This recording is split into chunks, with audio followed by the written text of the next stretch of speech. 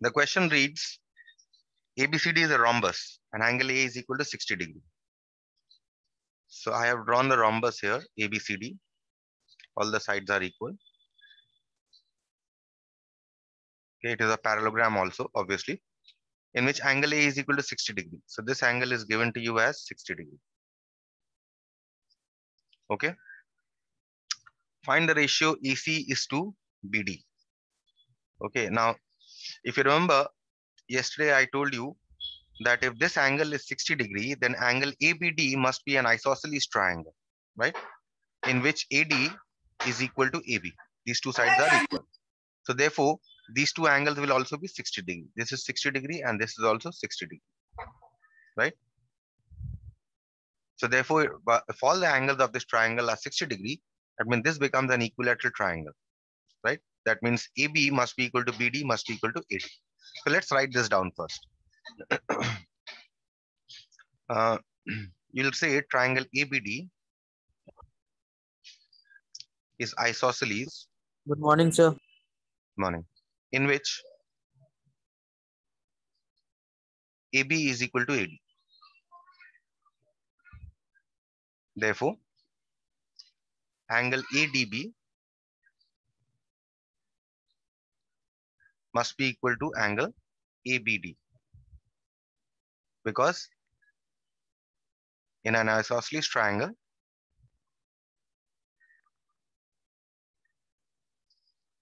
angles opposite to equal sides are equal.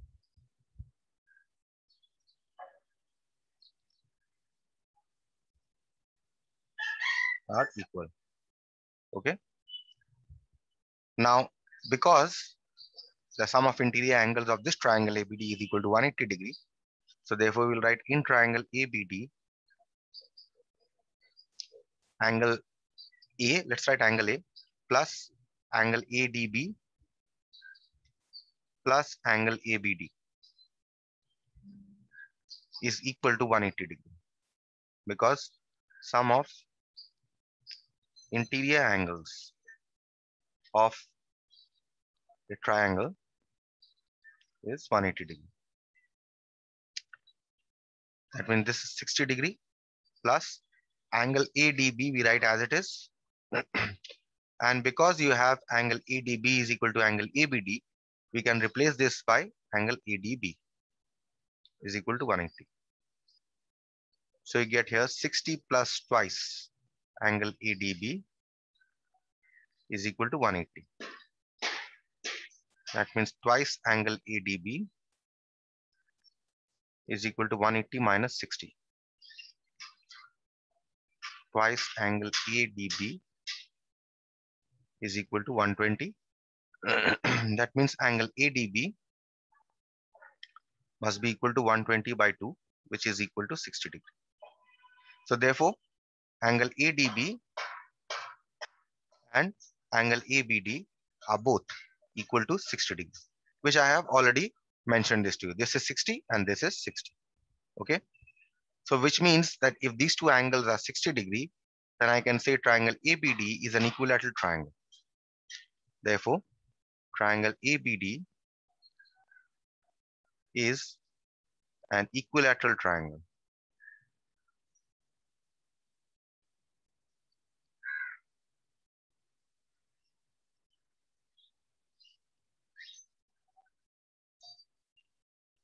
Triangle ABD is an equilateral triangle, right? Now, if this is an equilateral triangle, I can take this side as A, this side as A, and obviously this side BD will also be equal to A, right? So let's write this. Let AB is equal to AD is equal to BD is equal to A, right? Now, what can you say about if I call this point of intersection of the diagonals as O, then what can you say about OD? This is A by 2 and this is A by 2. Why? Also, what you can say is that this is 90 degree. The diagonals are perpendicular bisectors of each other. We'll write this. So, diagonals AC and BD are perpendicular bisectors of each other.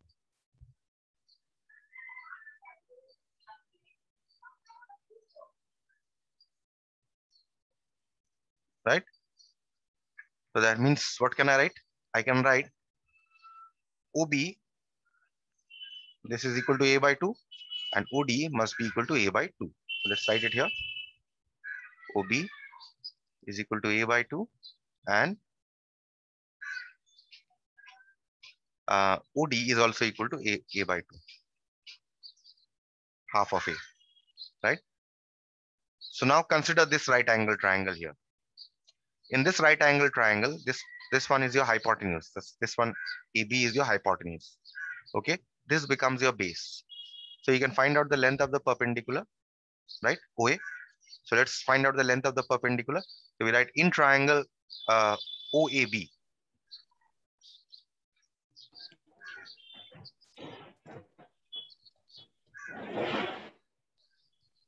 In triangle OAB, AB square is equal to OA square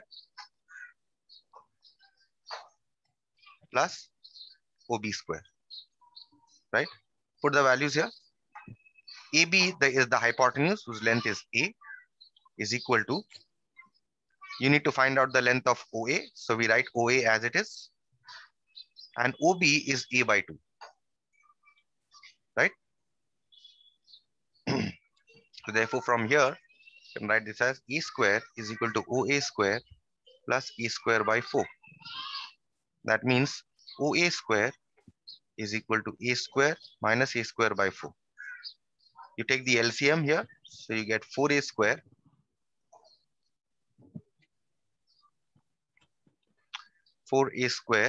minus A square by 4, which means 3A square by 4. So that means that what is the length of OA? The length of OA you are getting as square root of 3A square by 4, which is equal to A root 3 by 2 units. So that means you have got this length also, perpendicular. What is the length of the perpendicular here? A root 3 by 2, right? So now, if this length is A root 3 by 2, then this length will also be A root 3 by 2, because the diagonals are perpendicular bisectors of each other. So therefore, you can write OA is equal to OC is equal to A root 3 by 2. Therefore, OA is equal to OC is equal to A root 3 by 2. Okay, let me write here. So now you have got this, right? Now, what is the length of AC then? Therefore, AC is equal to twice of A root 3 by 2, which is equal to A root 3, right? We have got the length of one diagonal. What about the length of BD? BD was already, we had taken it as A because triangle ABD was equilateral, isn't it? And now because you have to find out the ratio of ECs to BD, so you take the fraction. Hence, let's write it as AC by BD. Therefore, AC by BD is equal to A root 3 by, and length of BD is A. So A and A cancel here. So you get simply root 3 by 1. So hence, what is the ratio? Hence, AC is to BD is equal to root 3 is to 1. And that is the required ratio. Fine. Any question here? No, sir. This question, the same question, I remind you again, I had solved by trigonometry, right? When I was doing standard angles, I had solved this exact same question by trigonometrical method, okay? And I told you back then that you can solve this equation by, solve this problem by properties of rectilinear figures also, properties of a rhombus also, which we have done, okay? So we'll proceed to the next problem then, which should be a last problem of this topic, rectilinear figures.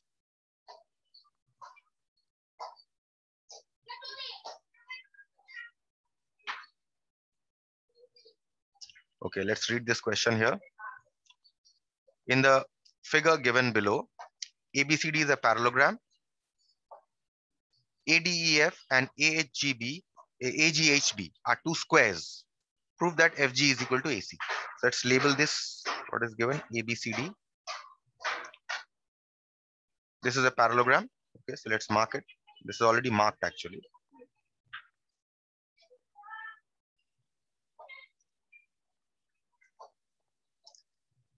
E, F,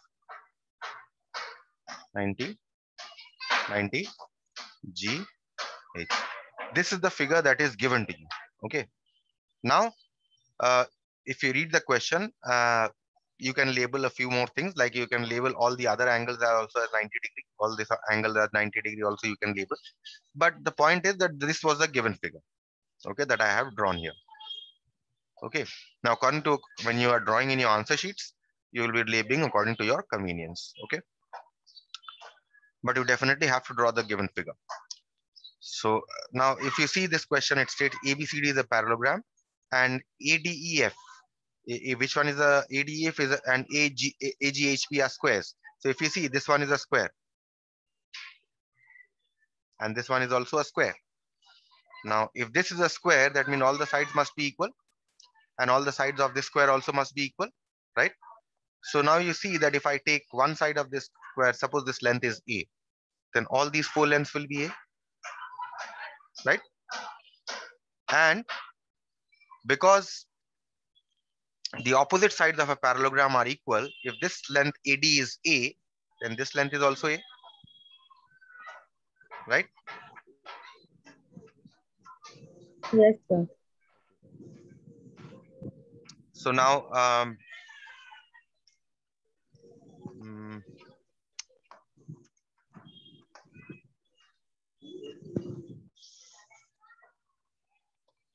okay, so this is this length will also be A. That means all these are equal. Okay, all these are equal. Now, what can you say about this length? Suppose if I take this length as B, this length will also be B, right?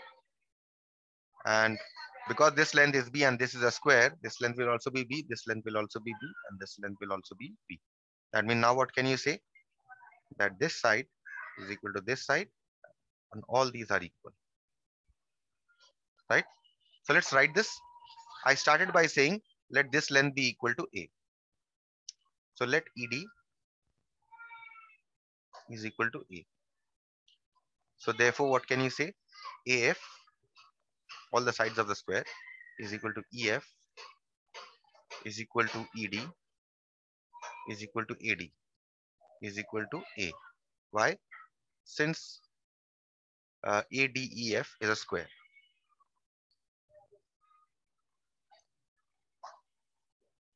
Is a square,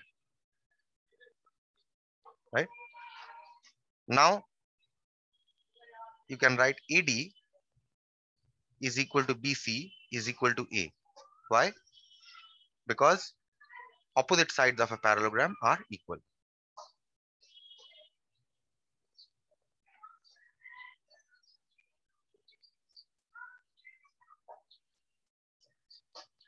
Okay, opposite sides of a parallelogram are equal.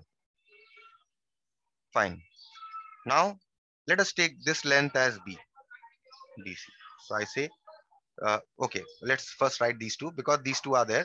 So therefore all these lengths will be equal. So let's write this. Therefore AF is equal to EF is equal to ED is equal to AD is equal to BC. Okay, and I have marked all this. How many sides have I marked equal? I have marked 5 sides equal, right? With a single stroke. Okay, and now I say let DC is equal to B. Therefore, what can I say? AB is equal to DC is equal to B. Why? Because opposite sides of a parallelogram are equal.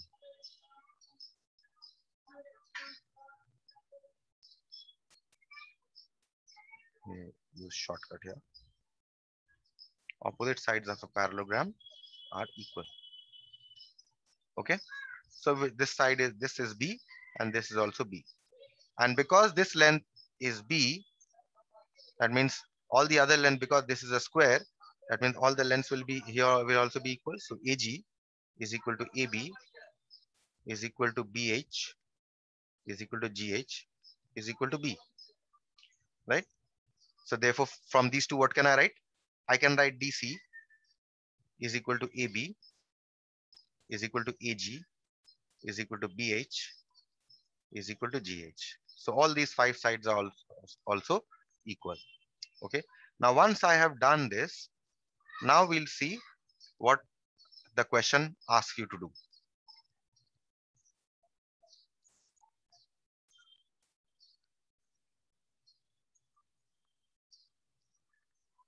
Okay, now if you see, you have to show that FG is equal to AC. FG, which one is FG? Sir. Yes, tell me. Sir, can you please explain this part once again? Which part? First part or second part? So the second part.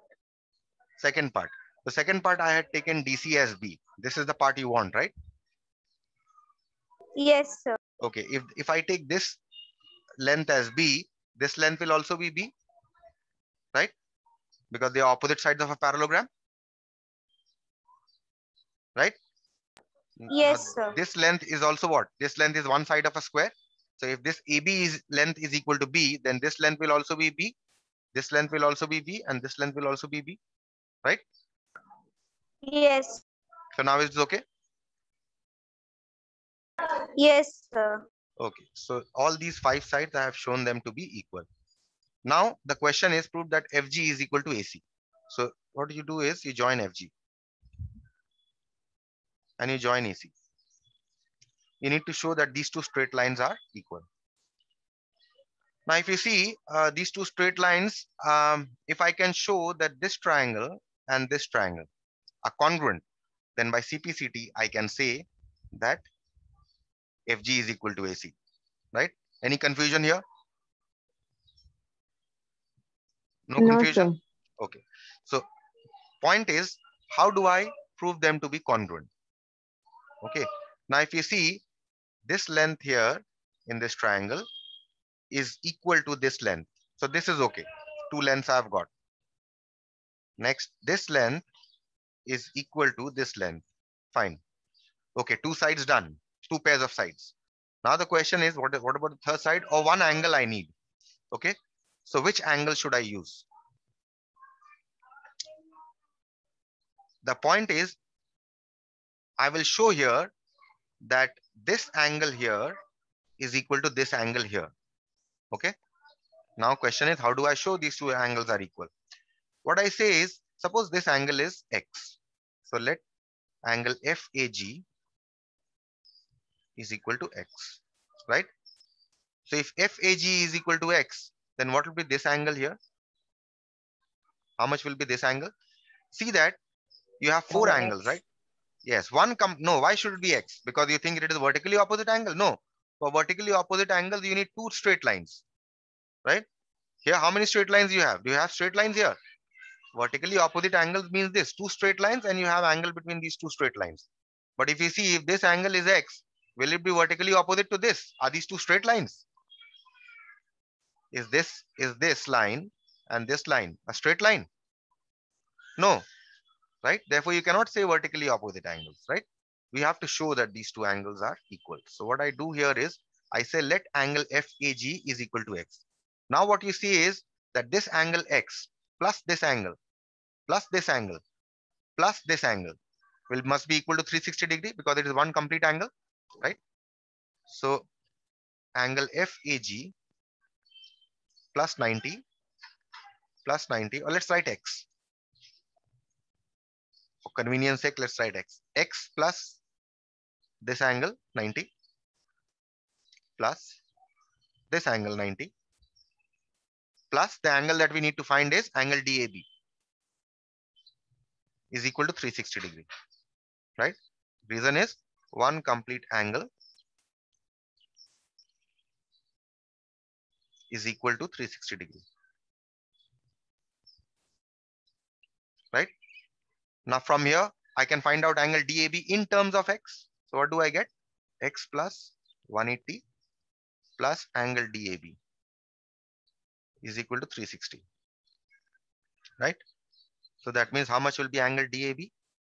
Angle DAB will be, you take everything on the right hand side, 360 minus 180 minus x, which means angle DAB is equal to 180 minus x. So what have we got here? This angle that we are wanting to find. How much have we got this? 180 minus x. If this angle is 180 minus x, what will be this angle? Now see that these two angles are what? Co-interior angles, isn't it? So their sum must be equal to 180 degree, right? So angle DAB, now angle DAB plus angle ABC is equal to 180 because they are co-interior angles, right? And how much DAB have we found? 180 minus x plus angle ABC, which we need to find, is equal to 180. So now what happens? You get angle ABC, take everything on the right hand side, is equal to 180 minus 180 plus x. So these two obviously cancel, so you get angle ABC is equal to x. So what have we shown here? We have shown that this angle here is also equal to x, right? So thus what can we write? Angle FAG, thus angle FAG is equal to angle ABC is equal to x. So now it's over. Now only the proof of congruency is left, right? So let's prove congruency in triangle FAG and triangle ABC. In triangle FAG and triangle ABC. Okay.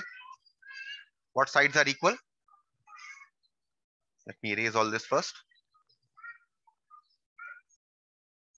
Okay. You see here, this side is equal to this side. That means AF must be equal to BC.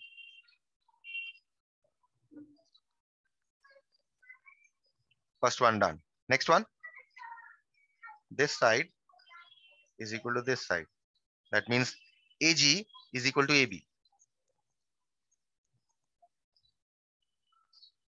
Right? And I have already shown that this angle here is equal to this angle. That means FAG is equal to angle ABC.